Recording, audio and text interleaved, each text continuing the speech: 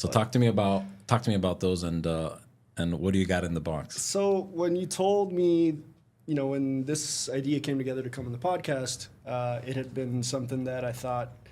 First of all, I noticed, in our lunch we had the other day, like you care about the sneakers, as I think most people do. I know I do. So I thought this would just be a good gift to present to you here on the show, a semi-finished, probably like 90% finished version of the shoes that I do on a more regular occasion. So this is what I do on a more like a one-of-one custom basis.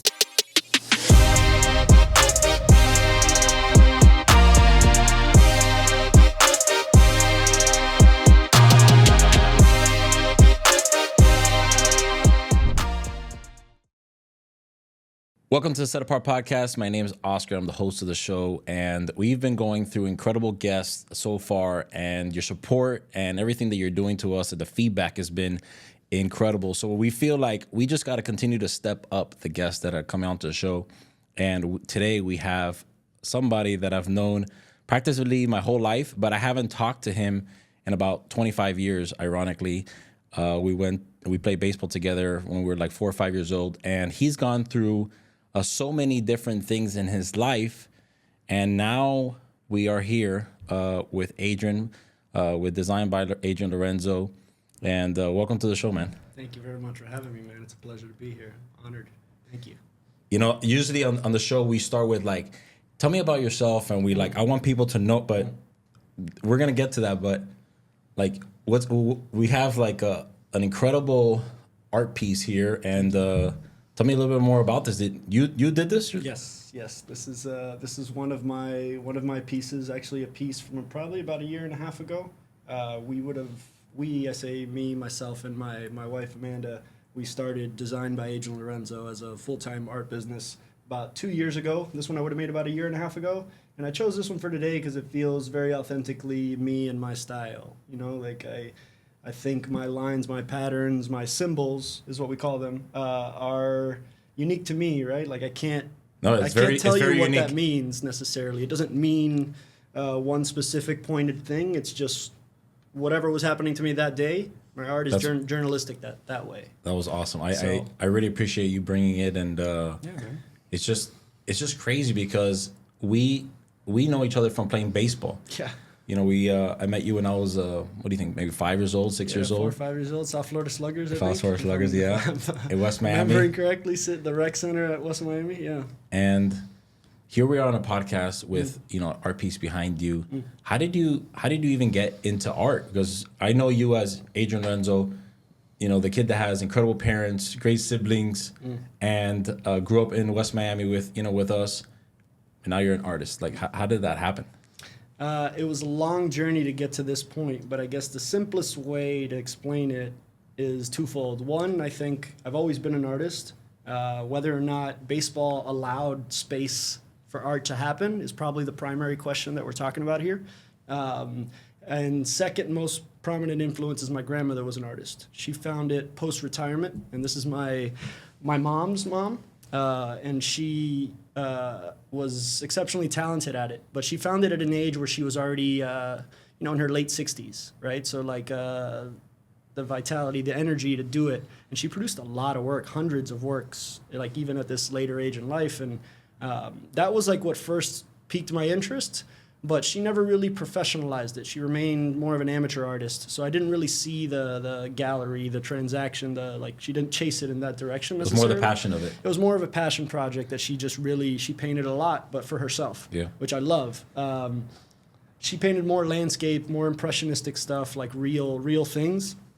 And she only did a few abstract things, but it was always those abstract things that she did that caught my attention the most. Like, oh, what is that? Why is that? I get goosebumps, bro, because it's... I don't think she was doing that to leave a legacy. No. And, she did something that, we're here talking about something that she did, and I think it's crazy because, so many people play a big role in somebody's life, and you don't realize the role that they're playing. Either it could be a good role or a bad role. You are playing a role in someone's life. No doubt.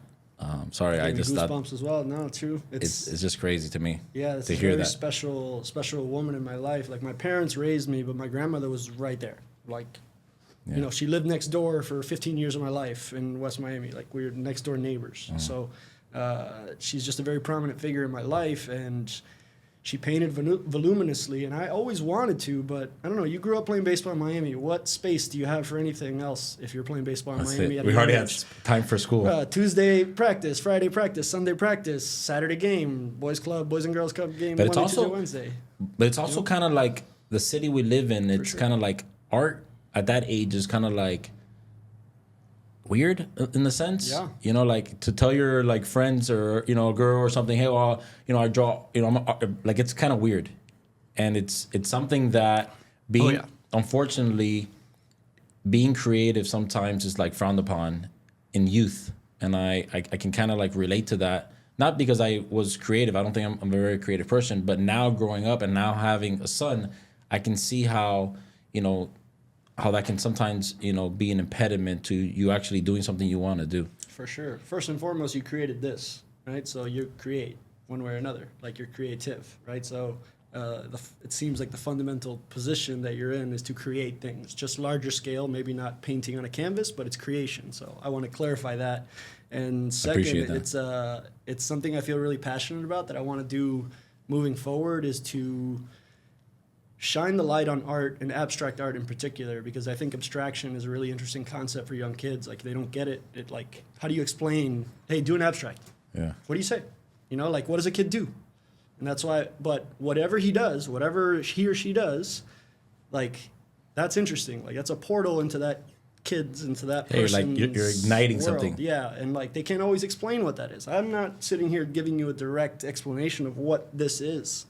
This feels to me like is happening outside of me, and I'm just like a filter to put it in to physical form, I love the, you know? I love the, you know, the design of it and the symbols that you have. I love it, you know, and I've seen it. You know, I've obviously we grew up playing baseball, and I think it's, you know, one of the coolest things that I personally see from an outsider is that Major League Baseball players are wearing shoes that you have designed. Yeah. You know, opening day, Jazz Chisholm, you know, is wearing Jordan cleats with your art on it. And I think like that to me it blew my mind, but it's like, wow, you know, because sometimes we feel like, hey, we're just normal kids with normal parents growing up in West Miami, and now we have a Major League Baseball player wearing our art. It's I honestly, I couldn't believe it. Oh man, thank you. That was a very cool collaboration. It was actually chapter 4 in that collaboration, in particular with Jazz. It started out what I like most about that is that it was a very organic collaboration, right? We've developed a relationship over 6 or 7 years. He and I actually had a relationship while he was still with the Arizona Diamondbacks, and I was an executive for the Marlins. That's where we started to develop a friendship, and over time, he became Jazz Chisholm, and I was doing my work as an executive, and I started doing the art. And he saw it, and he allowed me to have a platform to put it on like a major scale, you know, which was worn in a major league game. And authenticated. Really and the last version has been officially authenticated.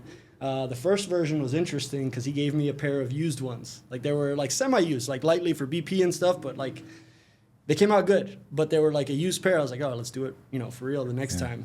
And so we did it, and you know, my Instagram following is I need to do better at it. It's an area of growth for me. But like, you know, you know what likes you get, and you know like what your engagement level is. This guy posted one collab post, and the thing just like skyrocketed. I mean, I can't tell you, those numbers didn't make sense to me at the time.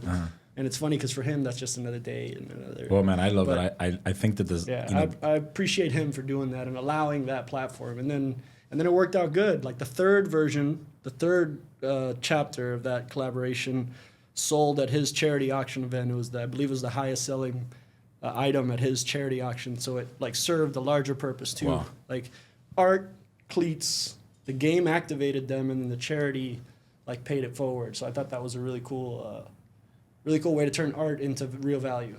Yeah, no, and because you have the just regular shoe, which if you were to, you know, his shoe is actually worth a lot, you know, if you were to sell it. Yeah. But to have a shoe, then the shoe becomes, you know, an art piece. Yep. Then it becomes memorabilia, and now we're doing something good, you know, for the community. I feel like I wish everything that we can do is something like that, and I think it True speaks one of volumes. one. A true one of one item, so which is cool. Yeah, it's one of one. Yeah. And for a good cause, so that's always better. And then doing it on opening day this year, this was the one we finally had enough time and like, all right, we're gonna plan this, we're gonna do this one right. And then he did the Concords, which we had been doing the Jordan 1, which has a lot more canvas, and it's the first time we did the Concord. That's cool. It was it came out dope. It came out on Complex and all sorts of things. There's a lot of pages on Instagram that we'll put them on in the YouTube description. Which is very much appreciated by all, so thank you. Yeah. Well, tell me a little bit more about these pieces and how can people, get them.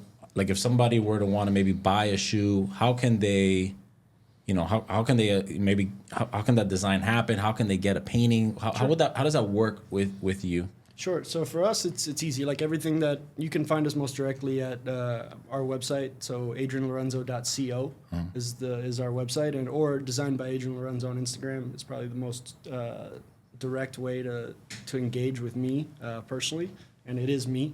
So it's that probably the most direct way, and then all inquiries that funnel through the website are fielded and handled by Amanda, my wife, and she runs all things business in Designed by Adrian Lorenzo. I love it because at the beginning of the show you said, we, and at the beginning people used to say, who's we? Yep. And I go, no, it's just me. It's just me and my wife, and then essentially that grew bigger until it was, me and my wife and Idam, which is our first employee, and then me and my wife Idam, and then Faz and et cetera, et cetera. Yeah. But it's funny because I could resonate to that. I always refer to us as as we, because my first boss used to always correct me. I used to write emails and I used to write I. He says, "Hey, get the I out of you. Interesting. Get this I out of here. Like this is we. Even if you're doing it by yourself, you're not doing it by yourself. Yeah. It's impossible to do things by yourself." I like that mindset. I think because it's, first of all, it's true, and second of all, in my case, it's. I say that because that's just what comes out authentically, because that's just what it is. Yeah. Like this has been a true collaboration. If it were just up to the art, that's a lot of pressure to put on just the quality of this piece right here to do all the heavy lifting of this. This is a business. Yeah. So like what Amanda does and what she's done really well is everything back end, right? Like everything forward facing with the community, anything like she engages with the clients, with the buyers, with the gallerists, with the business, like all sorts of brand collaborations. She's in on every call with me. She's in on every discussion. Really? Yeah. It's not like That's this amazing. is a true collaboration. We have cultivated our life in a way that, like, this is what we do. Like, this art business is what we do. Both of us. We've just we burned the ships. We dove in, and I still have like baseball business that that I also tend to, but we're doing this primarily. So it's a true collaboration. That's why I say we. Yeah. I can't really say like, oh, I did this, I did that, I did this. Yes, I may have painted this, but she put it on the website. She took the professional photos. She it's a team effort. True in a true sense. And I'm not a great administrator. Like sitting in front of a computer and battling my inbox. Uh-huh. So she helps relieve a lot of the pressure with that on that front. So it's nice. I think you're very fortunate to have, and I'm extremely fortunate blessed to have that somebody like my wife.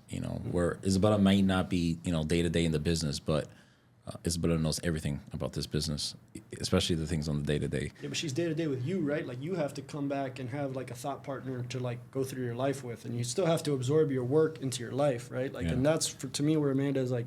No, it's a team. Like we collaborate on life, right? More so than just the business. No, it's a lot. Like even. Even the gift that our team got you, like it's very kind. Thank she you. bought that, like it. Exactly. She's the one, up to me, I would have got you something at Target, but like that our brand in her mind and her like thought is like Target's not good enough, for them. So, but talking about gifts, I saw you walk in with something, and I can't help but kind of that, huh? Yeah, I didn't. I don't think they're Jazz Chisholm cleats. They're not. They're a similar style, So talk to me about those and what do you got in the box? So when you told me, when this idea came together to come on the podcast, it had been something that I thought. First of all, I noticed, in our lunch we had the other day, like you care about the sneakers, as I think most people do. I know I do.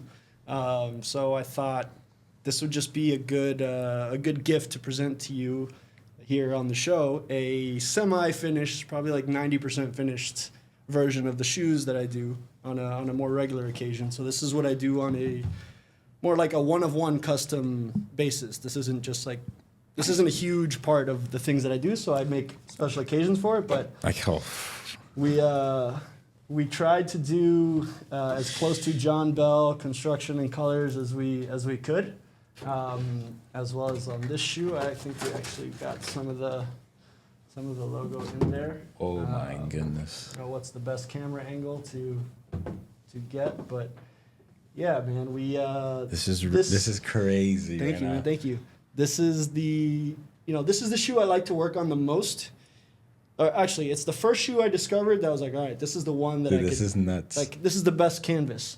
Then as I've gone on, actually the ones that I'm wearing right now are the Air Force Ones. I'm so proud of you. High tops. Thank you, man. Thank you. I really am, bro. I appreciate that, man. Thank you. And this is, man, I don't know. I like this. Can I touch them? Yeah, man. Grab them. Grab them. Try not to grab like right where the ink is. They're not wet, but Yeah, but they're not dry. they still need to be coated, like sealed. So like we can actually do some of this now. So. When I see is this a baseball on here? Yeah, it's sometimes it's right there for you, you know, it's like an obvious low-hanging fruit, so you just got to take it, but I don't really like to do anything that's distinguishable, so if you see something, it's not really what you think it is. It's not like intentionally what you think it is. Yeah. So like, I'm gonna move this box, so. This is amazing, All right, man. Let's go.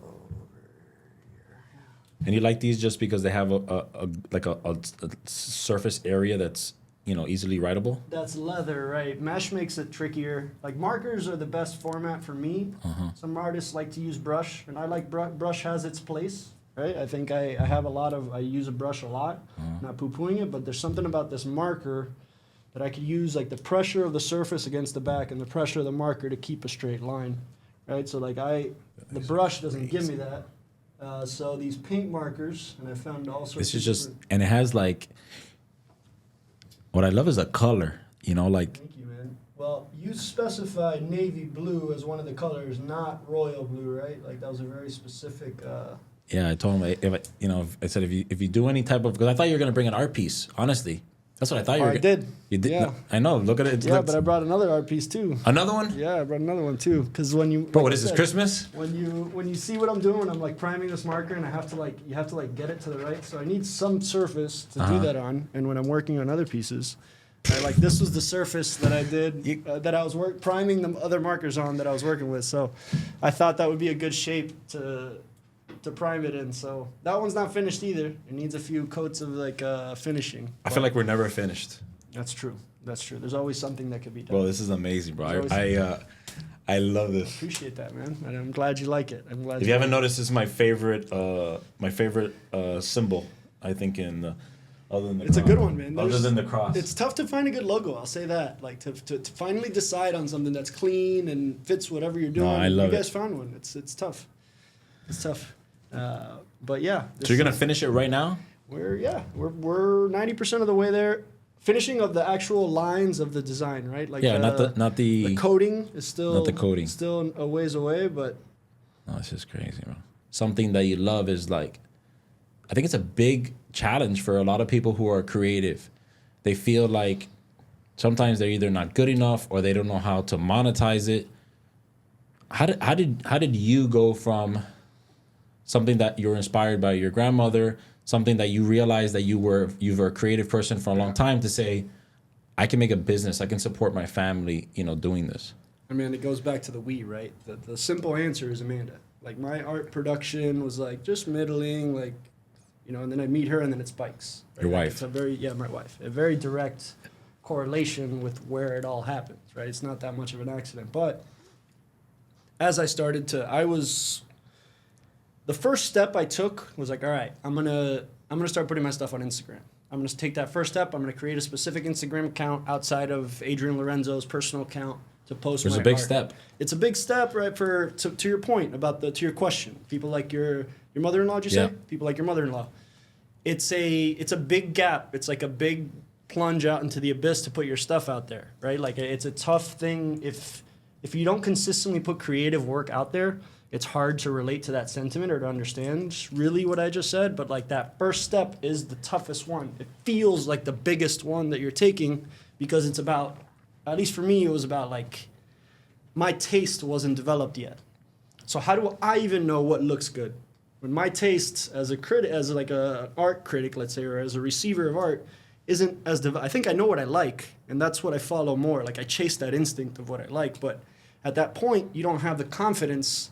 Like, oh, I know what's good, right? So like, this is good, and I make this is good. Yeah. It's like there's a gap there, right? And like, it's not. Fortunately for me, I had a lot of people that said go, green lights to like, hey, keep going, like it's going good. Like especially those early people, man, that shit gives me goosebumps. Like your first supporters. So like you say, Zaya and Brian, right? Like those two guys to give you. When you're chasing a business, right, and it's your hobby, right? It's like an Instagram page that you're putting shoes on. And somebody says, hey, I want you to do, can you do a mural in our place? We like the stuff. It's confidence and it's validation. And then it's also like transactional, right? Like you get the confidence, okay, this builds into this and then branches off from that. So it's, but backing up a little bit. Why does that make you so emotional? Because I think it connects to baseball, right? And we can get into that. Let's talk about that. So tell me a little bit more about you. So because we've talked about your art and these shoes, which honestly, I'm locked in because I'm doing this. So no, I hope you are. I am. I promise. Because I'm gonna wear these shoes. Can I have a paper towel? Actually, would that be? No problem. I'm gonna wear these shoes. We have a project we just completed. Very difficult project for us. Very complex. And it's for a client that I care a lot about, somebody that really trusted us. It was a project that we did ahead of time, ahead of schedule. Thank you so much. And we have a ribbon cutting next week. So I'm going to wear them to the ribbon cutting. Oh, nice. I wasn't going to wear them, but now looking at them, I think they're like, it's okay if I wear, like I feel like, like they're made to be worn. Yeah, I think. I'm only going to wear them once though. But, they're not made to be worn often. I'll say that. Yeah, but they're not made to be to sit on a shelf either. Yeah. Like I think. Well, I mean. You know, what'd be dope. I should wear them, at least for 2024. I should wear them to every ribbon cutting. You know. Hey. That I go to. So that's what we're gonna do. Seeing where this is going, you've been wearing that a lot then. Yeah. It's a good so ribbon cutting, you know, is when the job is over. We cut the ribbon and we celebrate what we've done. So we've already had we've already finished like 5 or 6 projects this year. So congratulations. Hopefully we get to finish a few more. So that's what we're gonna do, and they'll be here at the office on display. Nice. In between. Nice. But tell us about you, because the last time me and you really spoke. Yep. We were 6 years old. That's true. Yeah. You know, and not a lot of depth to that conversation. Yeah. Talk to me a little bit more about you, so that I specifically, but the viewer as well, can understand what happened. You know, what was the gap between? Where did you play high school baseball? Belen Jesuit. Belen. So how did you go? How did the Miami boy, you know, transfer to you know, Middle Pennsylvania? Yeah, it's funny because the first time the words University of Pennsylvania were said to me, I was like, what? Who? Where? And you know, like, let alone I didn't know. Have you seen the video on? I didn't know any. Hold on. Have you seen the video of Ecuador, Pennsylvania? Oh yeah, ¿La Veras Quieres? Yes, of course. As soon as there's a friend of mine. He went to Columbus actually, and I was a freshman, or when I was a sophomore, he came in as a freshman into Penn, and his dad would always quote that line because we were both two little Cubanitos in. I'm gonna put it on the YouTube description so people can watch this. Yeah, this is a Cuban guy, and he talks about this Cuban guy moving to Pennsylvania back in like the '60s, right? It's super old. So funny. And it's this comedian. He talks about how good going to Pennsylvania is, right. And then until he goes through the seasons of it, till he sees how cold it is. But which is super relatable. Everybody should watch that. Yeah. That was a cold, like, again, I was a Miami kid who played baseball every summer, so you always play, like, it's always nice, the weather's good, and I was very serious about baseball in high school. When I was at Belen, I was very serious about it. I really took getting into a good college very seriously, and I knew I wanted to go to the best school that I could get into academically that still would let me play baseball. That was important for you, huh? It was very important to me. Like, it was instilled by my parents always, like a... Is that an Ivy League school? Yeah, Penn is an Ivy League school. Yeah, I didn't know that until, like, when they first called me, but I found that out pretty quickly. I actually thought things were going in an Ivy League direction for a while Harvard and I seriously engaged for a while from a recruiting standpoint, but what ended up coming together the best was the University of Pennsylvania. And so I took a visit there. If you go to the University of Pennsylvania especially in May or whenever I went, I think it was May, the campus is beautiful. It's all like sunshine and stuff, which is, it was nice. Like I was like, yeah, I'm in. It's a beautiful campus. You should have gone in December, awesome. Huh? I would have gotten a better read if I would have gone in January, right? Because January is where things get hairy, and they start getting hairy in like October. But for my standards, like I'll never forget that first outdoor practice freshman year, right? And you come back from Christmas break, so you come home to Miami and you're like going to the beach every day. You're like, thawed out. You're working out, you're doing baseball BP like out in the sunshine, you're feeling great. Man, the first day they tell you to go outside, and I swear to God, we pull up to this place called Franklin Field. It's this old football field, one of the oldest football fields in America. And we're outside, but the snow has been plowed to the side of this football field. Like it's an artificial turf field, and they plow it. It's like 8 feet high, like on both sides. Yeah, you're like in a cooler. You're literally inside this little like Moses parting the sea, like with ice, and I start throwing with the throwing partner, and the throwing partner overthrows me, and the ball gets wedged in the wall of ice. And I'm going over there, like running to get the ball, like I grab it, I'm like, what am I doing here? Like, I can't believe it. How is this? Like, I had never played baseball in anything under. I can see that because 60 degrees. Because you're like, I feel like we love baseball so much. Yeah. But I really put myself in that position where you're grabbing that ball, you're like, I'm not with my family. Yeah. I'm extremely cold that I've been in Miami my whole life. Like, I'm out of place right now. Were you the only Cuban in the team? At that moment in time, I was, yes. So how do you think it was very obviously so? Yeah. Do you think it was worth all that sacrifice? Oh hell yeah, yeah, for sure. I think baseball wise, I have my pros and cons, like from a pure baseball standpoint as to how that went, right? But from a human experience standpoint and like the friendships I have as a result of being on that baseball team with those particular guys, like I wouldn't trade that for anything, Baseball wise, I know things about myself now that me at that age would have needed to hear, and I didn't get that info for whatever reason. So I don't know how that could have turned out, but I look at myself, I evaluate myself, and I'm like, I grew up to be a baseball executive that looked for players, so looked for these qualities. At that moment in time, I didn't have it. Yeah. I had some talent, and I had really good defensive ability. I could play defense, center, right, like wherever I was left-handed, I could run, play defense, and steal bases, like do whatever you needed to do. I just never hit for power, really. So it's like that's what you need to do once you're at a certain level, right? Like I just couldn't slash my way into being a good player. So like talent-wise, I think I would have, maybe extended my career out a little bit into the minor leagues. But I became very disenchanted with baseball at a certain point in my career. Do you think that you would have, if you would have, because I think of something all the time, and we talk about it in the first episode, where I felt like I had good talent, but I got so distracted with friends and girls and parties, and like I wouldn't trade what happened, because I literally would not be here if I wouldn't have been that person. Yeah.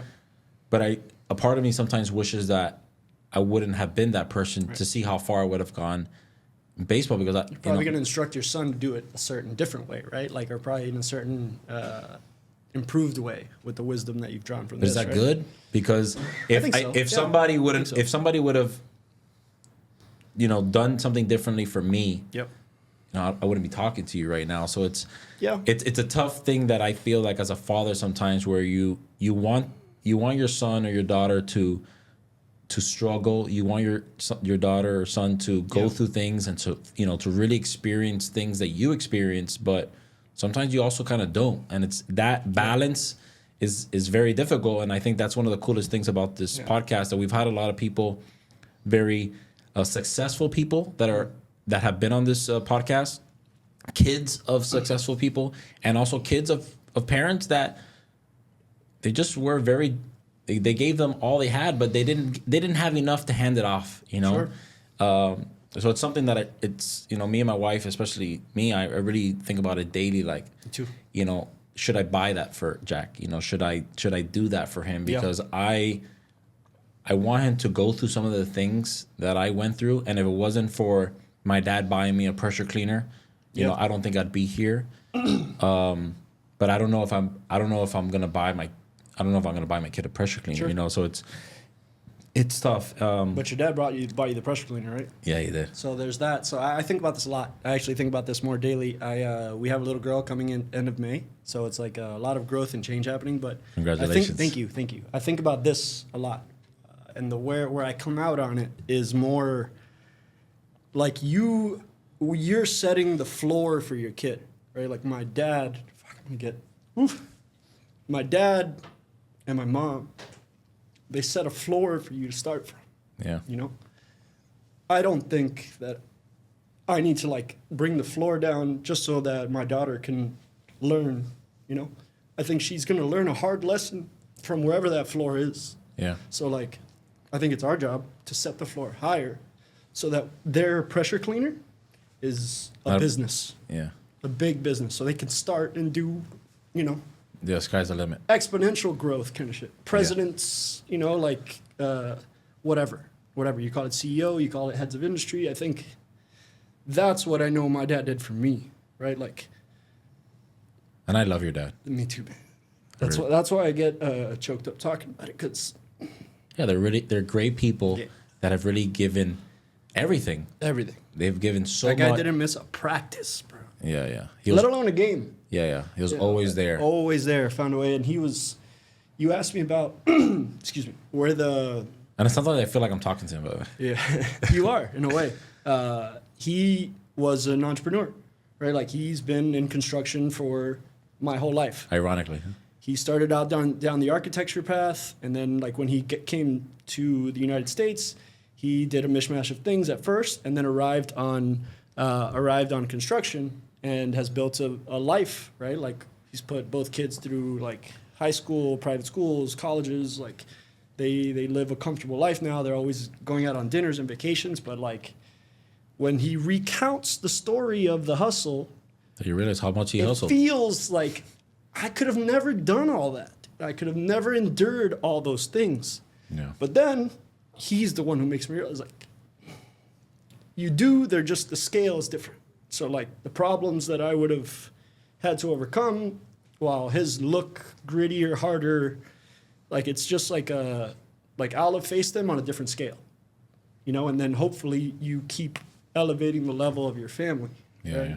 And Through- I believe in stuff like that. Through consistent like sacrifice, consistent like putting yourself out there, which is something that honestly I really admire a lot about you. Yeah, thank you. Because one of the things that I want to talk about now is that in between, you know, you playing baseball in high school and you playing college baseball, University of Pennsylvania, and now you being an artist, you know, with design by Adrian Lorenzo, there's a major Yeah. I don't even know if it's a chapter. It's almost like its own book about baseball, but not playing it. Correct, yeah. Tell me about how you went from a player in college, University of Pennsylvania, to becoming a part of the Boston Red Sox. Yeah. Well, there's a couple stops in between that, but the first answer is I didn't do so voluntarily. I very much wanted to continue to play. Baseball. Yeah. So once like the last game, senior year's over, you know, while it didn't go the way I wanted to from a performance standpoint, like I was still an athlete. Like I never took a job in the summer. You know, I played summer ball. I never had a job. I never sat in a desk and like Always playing baseball. every summer, like for my whole life. So all of a sudden I was fortunate, but it was like a shift of my world. A friend of mine, a teammate of mine, his father was a guy by the name of Arn Tellem. Arn Tellem, now he's he's a part of the group that owns the Pistons, the Detroit Pistons, and the Detroit Red Wings. But at the time, he was like one of the biggest sports agents, period. and he was like the head of the agent division at a company called Wasserman Media Group in Los Angeles. And so through knowing him, through being on the same team as his son, he was kind enough to offer me an internship at his agency out in Los Angeles. So like, end of baseball season, last game of your senior season. So the critical path of this story goes to University of Pennsylvania. Yeah, it definitely does, as most things do. So you asked me, like, baseball wasn't not an optimal turnout, but like my life experiences and the people I know from there, wouldn't trade that for anything. And so I show up like a week after graduation. I'm sitting in a desk job, but I'm sitting in LA working at a sports agency, and I can't explain to you how tough that was for me at first. Like, the internal psychological, you're not an athlete anymore. Like, I don't know, it comes for everybody. That jersey being ripped off your back, it comes for everybody at some point. People handle it differently. That was rough for me. I was like, oh yeah, I'll just keep powering through this. That hit me like a ton of bricks like 3 weeks in. Wow. Where I was just like, what? Like, where is this? I wasn't like working out as hard anymore. I was just like, but you have this, I don't know, man, like this internal thing to compete. Yeah. Right, and when you all of a sudden just don't, like, you cut that off, every day you're doing that, like 6 a.m. lifts, all of that forever, and then all of a sudden you don't. That was rough. And I was like having to figure out how to be a good employee at that point because I didn't know how to. Because you want to be the best you could. Thankfully, I had the courage to sit in front of an agent. His name is Adam Katz. I will always appreciate him. I sat in front of him to just like, hey, I don't know what I'm doing here. I want to learn. Can you help me? You seem to be dealing, like I would watch him on calls, and he seemed to be dealing a lot with the Latin American players in their agency. And then I started to realize they represented a lot of Latin players. But then I started to look around, there's like not a lot of people speaking Spanish around here.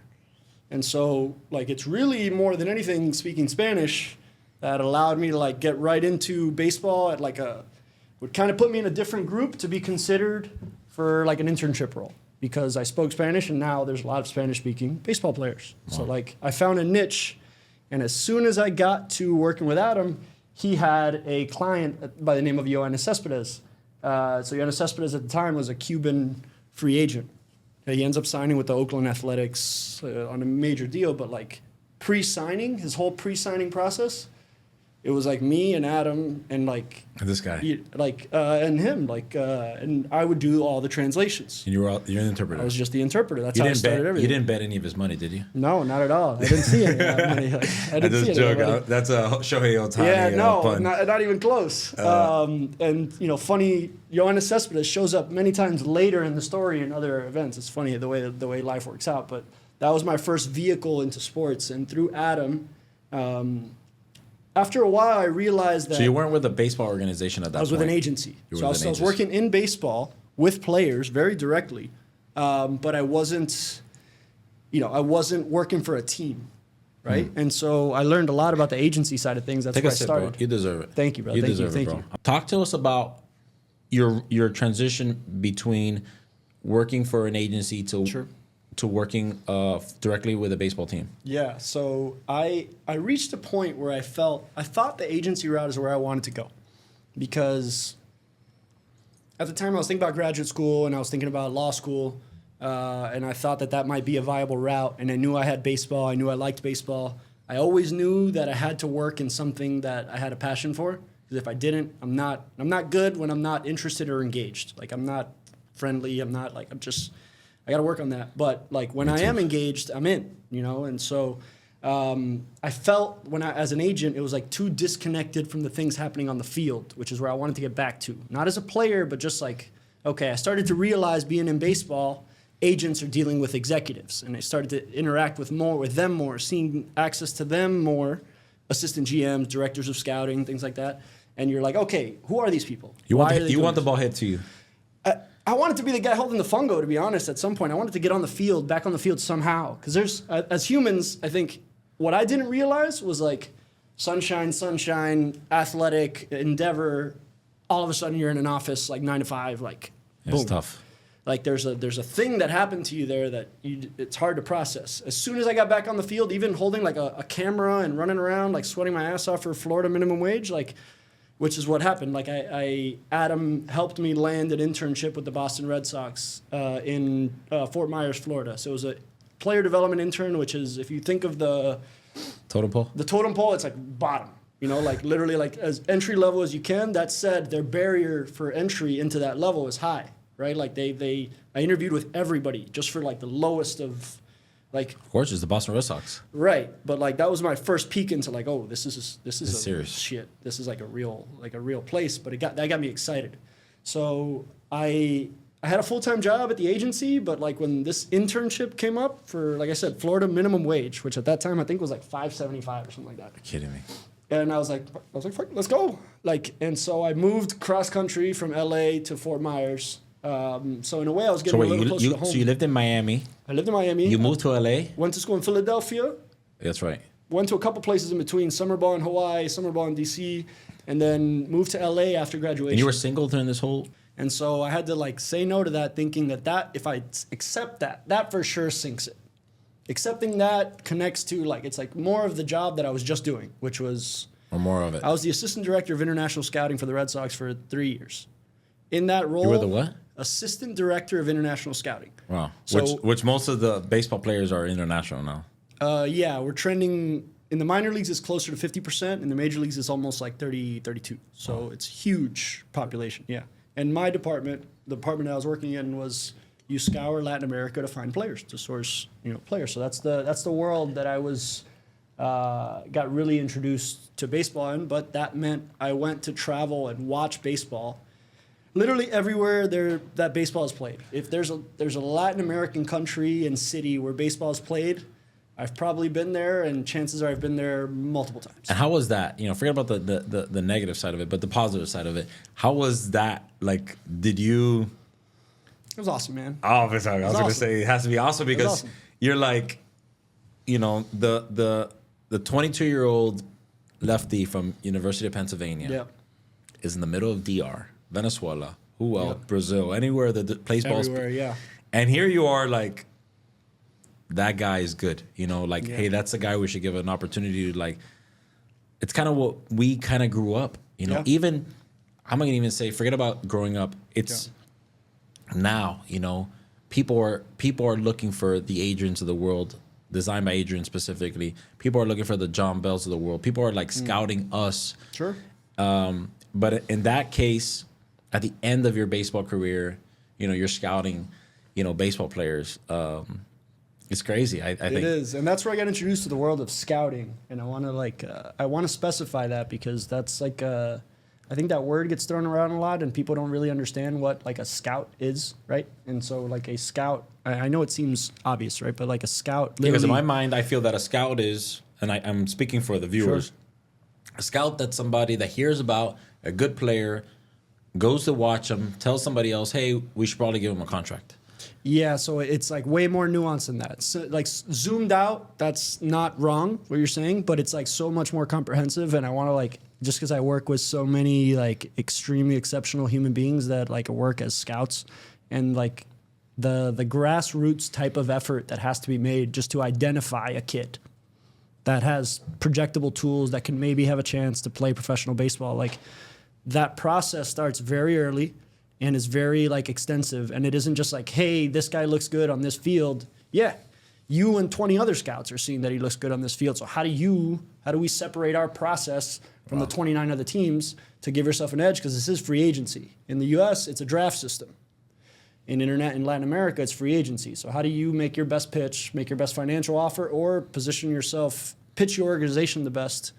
Be the organization that saw that kid 10 times instead of the organization that saw him once and offered him this. Wow.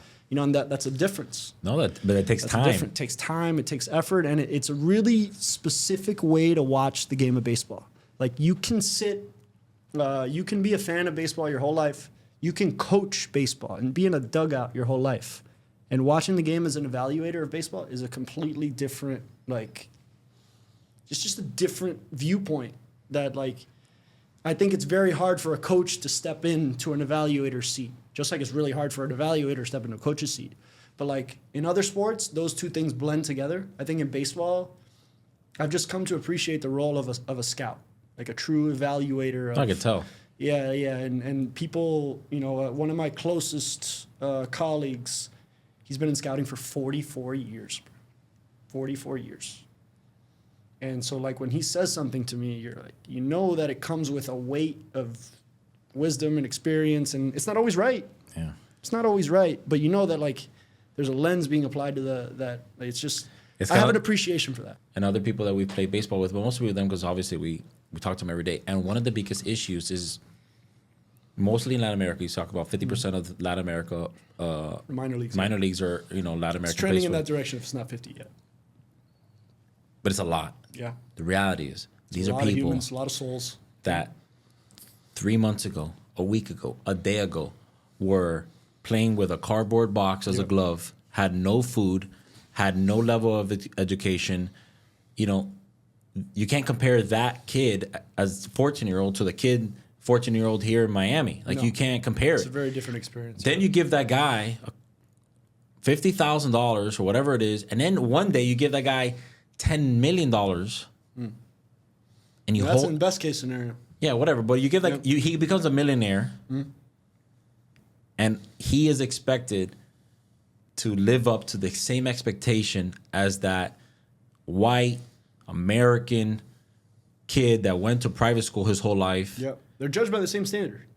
And I think that's a major gap, not only in Major League Baseball, but in sports together, is that Yeah. there's not enough development personally, like you were saying. Yeah. And that happens to a lot of them. I don't want to name them, but there's a lot of players that they're incredible baseball players. They just weren't trained as hard athletically simply, as they were personally. I could say it very simply. I know of many, many players right now that are not playing baseball that are far more naturally gifted and talented than the guys playing at the top of Major League Baseball. Like, the thing between your ears can sink you faster than anything else. But I think that the people that need to know that more are the parents, honestly. And I think that that's right? Like, I think that that's, like, self-belief is everything. And in baseball, I realize how important it is because of how little I had in it as a hitter.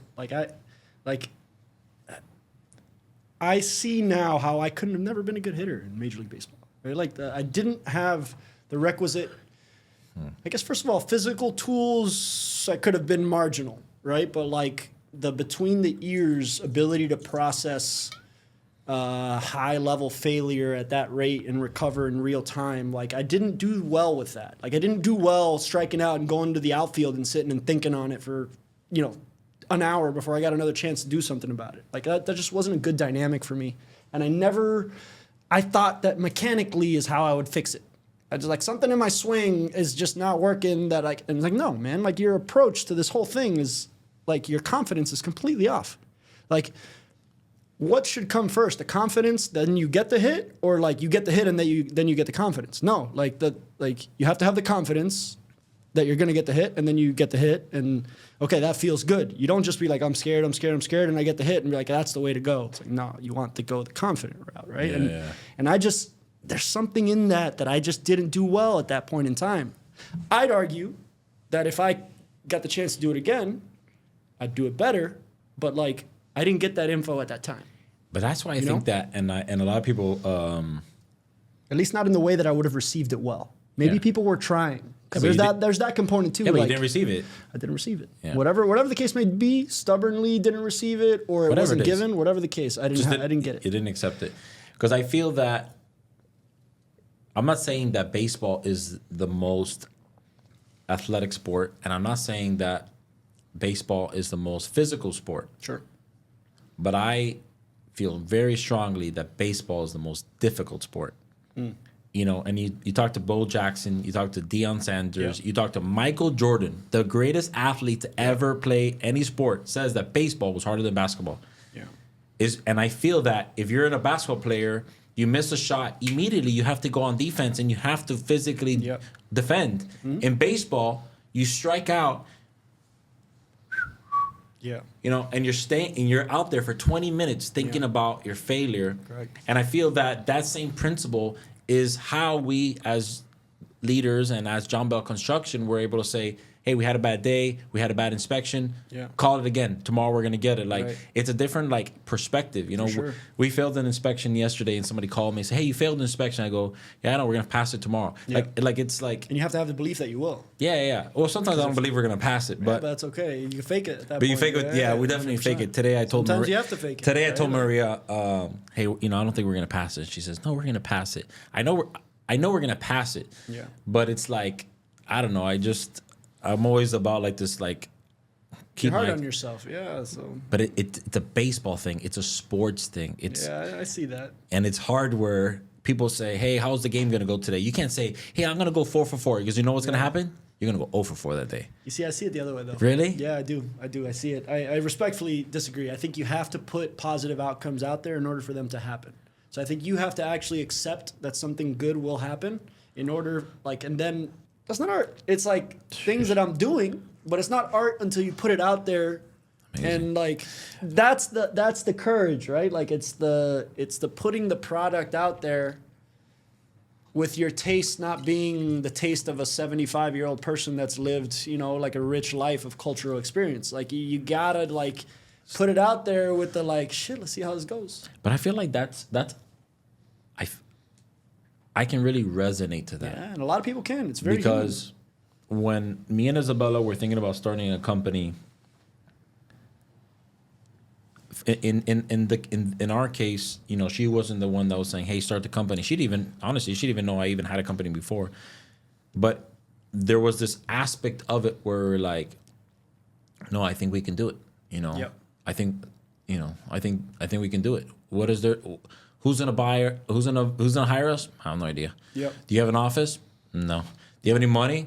No. Do you have any employees? No. Do you know what you're gonna do tomorrow? No. But I feel like life is a lot of courage, man. It is courage. It is. But I also feel that it's like courage. Yeah, it is courage. But like at the end of the day, life is so short, bro. You know, Ron talks about this all the time, you know, like, and, you know, he just had, you know, his grandfather pass away on him. And I think that really, you know, shaped his life quickly. But what's going to happen, bro? Yeah. You want to start a business? Do it. Yep. You want to quit your job? Do it. You know, you're doing a favor to your boss if you don't want to work there. You know, if you want to you know, do that, you're doing yourself a favor. Like 100%, man. Like, just don't do something you don't want to do, you know, and don't be fake about it. And I think that's change. I want people to be clear about that because I don't mean to cut you off, but like baseball's awesome, man. Like a lot of kids dream about like playing baseball, and then working in baseball sounds like the coolest job ever, and it can be, right? Like it very much can be. I'm not trying to discourage people from chasing that path, but like anything else in life, like if you don't calibrate as a human being, like, it doesn't matter how cool the thing is that you're working on is, like, you still detach. Like, you still need to be a human being in whatever you face, no matter what. Like, baseball, construction, anything. You still have to be a developed human being. If not, you're kind of incomplete. And, like, that developed human being is, like, your home life and your family life. And, like, are you plugged into the things that are really feeding your soul, you know? And, like, if you're not, then you're disconnected. When I got my first job at Suffolk Construction, there's a lot of hashtags in this episode. 75% of the people that were on that job that worked for us were divorced. Yeah, man. So it's not a creative thing. It's not an art thing. It's not a baseball thing. It's a life thing. It's a life thing. Yeah. And I feel that a lot of people. Jeff Bezos, the richest man right now in America, he got divorced, you know. Mm-hmm. And on my Instagram, I have a quote that says, you know, I refuse to gain the world and lose my soul, and it's a verse from the book of Matthew. And I don't want to be that guy. I don't need all the money in the world, you know. I really, really repent and refuse and rebuke the thought of me gaining everything and losing my wife. And losing my son, and losing you, and losing Ron, and like, it's not worth it, you know. And I've been very fortunate, you in my life to have a lot of good mentors that have showed me that there's not enough money in the world that can make you happy. Money makes you happy. The person who says that it doesn't is because they never had it. But not all the money in the world can fulfill something. And I personally feel that that void comes and can only be implemented through Christ. I personally feel that that void was only satisfied when I gave my life to Christ. And people can, have their own opinions of that. But I feel we're born with this void in us, and only Christ can do that. And I think it's really important that sometimes we remember that whatever it is that you believe in, for me particularly, it's Jesus, that we have this void in us, but there's nothing on this earth that will ever fill that void. And I think that's important for everybody watching. And I think that's something that sets us apart as a company. A couple more questions before we wrap up. What do you think sets you apart as an artist, as a husband, friend, but as a person, as Adrian Lorenzo? What do you think sets you apart? This is the Set Apart podcast, so yeah. I may or may not have expected this question to be one of the things, but I guess there are different answers to. So you said as an artist, as a husband, as a potential father. Like I think the answers they have some variation in them. I think as an artist, what sets me apart is that not doing like this is me. Whatever, like good, bad, indifferent, you like it, you don't like it, you hate it, it makes you feel a certain way, like whatever. Like I know that this is very genuinely myself. Like the authenticity level is 100 on everything I produce, because it's like I don't like just to put my art into into those 3 lines. I have to take a step. Like man, that's a big step for me, because that's like putting me in a containment of your logo. And so when somebody asks me, hey, do my logo or do this, I'll be like, nah, man, that's not what I do. That's not what I do. No offense, all due respect, but that's like that. Like you don't be contained. It's not disrespectful to you. No, it's just who you are. It's just who I am, right? Like even for me to consider you telling me, hey, these are the 3 colors I like. I was like, all right, we'll do it. But you're a homie, so we'll do it, right? But like in a general sense, like what sets me apart is I know what I'm doing isn't what anybody else is doing. And I know that what I'm putting on the canvas, it's not just to be different. I just know that there's no way you could be plugged into what I'm plugged into, because it's just unique to me. That's it. I love it. And that's it. Literally, I think that's what literally puts me apart. That doesn't mean automatic success. It doesn't mean apart means like the best. I just like to be in my own place. It doesn't even, and honestly, it doesn't even mean different. A lot of people think that the reason our motto is Set Apart is because we're different, or the reason that our podcast is Set Apart is because we're different. We're not called to be set apart. I mean, we're not called to be different. And we're not even called to be set apart. We have been set apart. Yeah, it's interesting. Like it's almost like where you find yourself, or like where you've been. Well, it's not even that you find yourself. It's It's that in our case, we feel that, in the book of Romans, Paul was actually in jail and he wrote this. And imagine Paul, and forget about Paul, maybe you're not even a Christian, it doesn't even matter. But imagine you are in a prison and you're saying that you have been set apart for this. It's like and that's how we feel about it. That's how we feel. We feel that that this is something that we have been called to do. Yeah, I definitely feel like I'm on a path that I'm being. Well, I'll be honest with you. I feel that after a month of rekindling with you, I feel that you have been, you've really been called to be set apart from, just to be who you are and to express and to talk to creators and talk to people who, like the Rons of the world, my mother-in-laws of the world, people who are so talented, but it's still kind of like, it's like marijuana in the 80s, it's still kind of like frowned upon. And I think that I really encourage for you, maybe you're a parent, maybe your kid is doodling in class and you're getting mad, or maybe you're giving him, like your mom was giving you markers and a canvas and they're not taking it. Whatever it might be. It means more than you think, though. It means so much. And way more than you think. this has been an incredible episode. I really appreciate you coming. You've made two incredible art pieces. No, thank you. You know, you made our logo that means the world to us. If you ask me what it is, I'll tell you that I don't know. It's okay. You know, not what you did, but what our logo is. I don't know what the three things is. But it's who we are. You know, I never, the person who made it, I never asked them what they thought it was. That person was creative. That person made it. I never asked that person, hey, why did you do the three things? To this day, I still have never asked them. And maybe one day we ask them. Any symbol on this, bro? I don't know. Like, I don't know what that is. Like, I'm not sitting here being like, oh, I know what that is, and that's this, and this is that. I'm like, man, maybe one day when I'm 50, 60 years old, like, I'll have some hallucination that tells me, like, hey, this is finally what this is. But maybe you don't, and that's fine. But maybe I don't. And right? I think that. But that's what tells me, like, it's unique to me because it's not anything I've seen or, like, you know, the crown, for example. I use the crown a lot because that's a Basquiat reference. So, like, there are things that you pull in that you're like, man, these are, like, the people that are, you know, musicians sample all the time, right? Like, it's like an homage to, like, the people before. And so I don't see... Like, I see doing the crown for Basquiat, like, man, that's like sampling Tupac or something like that. You know, it's like that's why it's there, right? But like everything else to me is like very uniquely me. People say like, oh, like Keith Haring drew like that as well. It's like, yeah, that is I may be a descendant of that line of artists, right? But like, I'm not watching his stuff to be like, okay, how does this look like this and that? You're just being yourself in it, and that's what comes out. And setting yourself apart. What comes out. Well, I hope you guys enjoy this episode.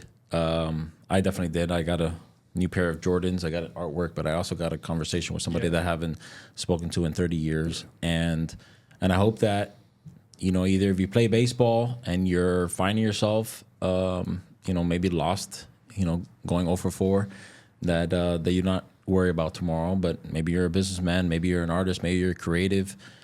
I think this episode and this podcast can like lead so many people to doing what they want to do. This is not a commercial for John Bell Construction, but it's more of a platform for people like Adrian and Ron to really express themselves who they are. And a lot of our guests, you know, a lot of our guests have never really had the opportunity to speak.